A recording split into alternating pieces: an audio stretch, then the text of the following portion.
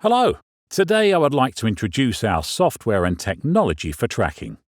My aim for today's presentation is to give you information about how MPI works. MPI offers a full range of technological solutions for manufacturing, construction, and medical services. MPI Supply Chain helps you track the processes of production, warehouse, corporate services, and on the basis of recording the actual time spent by the resources, to evaluate activities and calculate the cost of final products. The headquarters of the MPI is located in Innopolis, Russia. Our strategic partners are Zebra Technologies. Let's see how MPI works. First, we'll look at the example of tracking and evaluating processes in the value chain.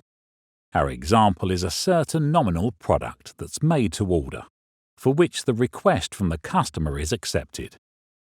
MPI allows you to track the consumption of corporate service resources and accumulate costs related to the work order, online while processes are being completed. In our example, an employee accepts a sales order, spends 20 minutes to process the sales order, and $80 is included in the final production cost. Then the PLM engineer develops the specification of raw materials, and the time spent by this employee is also included in the cost of the final product. Thus, after completing corporate tasks and even before the start of production processes, the order has already accumulated costs amounting to $560. The expense cards reflect what technologies are used to identify processes. To track corporate processes, we use Bluetooth low-energy beacons and optical QR codes based on mobile and desktop applications. The purchase department orders the necessary raw materials for the final product. At the raw material warehouse, the costs associated with the processes of receiving $40, quality control, 15 minutes of employee work accounts for $60, for cycle counting, $80, and transporting to production, $60. Including the work of employees and loaders are added to the cost of the final product raw materials. In our example, $1,245. Thus, the cost of the final product before the start of the production was $2,045, where $560 are corporate expenses plus expenses incurred in the warehouse of raw materials and supplies, $1,485. The processes of transportation and inventory are organized on the basis of radio frequency technology, RFID. Now, let's look at the manufacturing figures. MPI identifies resource consumption within the manufacturing process of the final product. It aggregates the cost of manufacturing a specific batch, conducting quality control, transporting it during production, and maintenance. In our case, the costs associated with receiving raw materials to the work centers, preparation and packaging processes were added to the work order cost. After packaging, the company conducted final quality control. At the time of production completion, the cost of the final product amounted to $2,495, including corporate expenses, $560, plus expenses incurred in the warehouse of components, $1,485, and plus production costs, $450. Then the system identifies processes of the final product logistics to the customer. The cost of moving the finished product to the warehouse, its maintenance and storage, the work of vehicles and drivers who deliver it are added to the cost of the final product. The actual cost of the final product customer's order, including corporate costs as well as storage, production and logistics costs after delivery to the customer, amounted to $3,035. The entire concept and work of MPI is organized on the basis of modern tracking technologies. Process identification is based on technologies such as radio frequency identification, RFID, Bluetooth Low Energy, BLE, Industrial Internet of Things, IIoT, optical identification using QR codes and data matrix codes, BLE beacons and bridges to help the system to determine the exact location of employees and mobile equipment.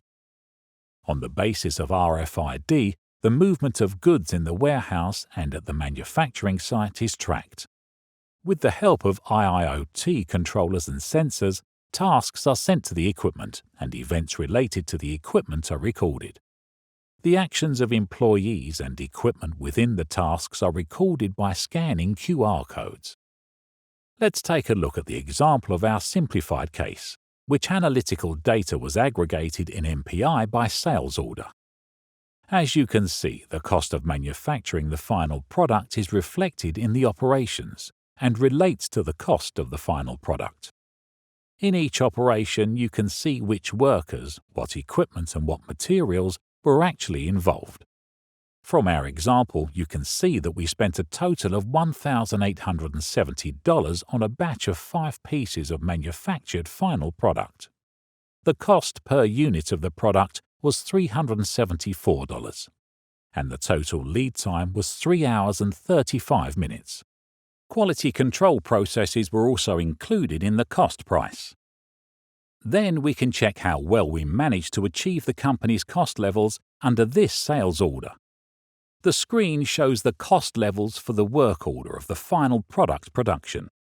We see that in terms of labor resources by packages class, the company didn't reach the cost levels and the deviation was $13.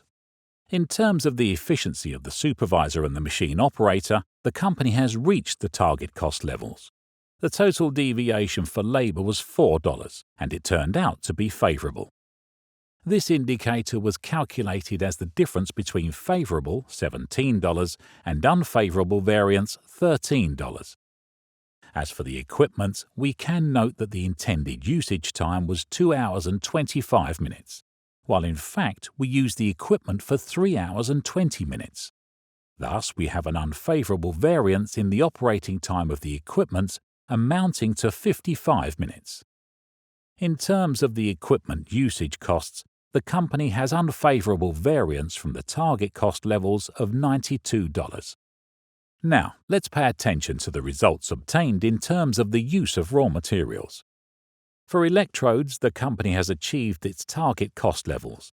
However, for the component steel 25 by 25, we have 2 pieces of defective material. As a result, the company had to use 2 extra pieces of this component. The cost of these additional 2 pieces was included in the prime cost of the batch. Following the results, it can be noted that in total, the company has unfavorable variance from its target cost levels of $208 for this order. Failure to achieve target cost levels is the reason for improving the company's processes.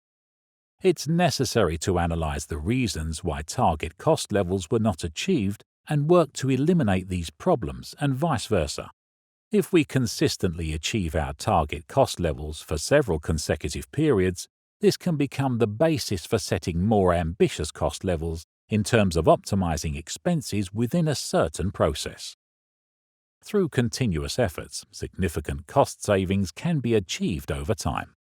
To encourage continuous cost reduction, annual or monthly cost reduction goals are set.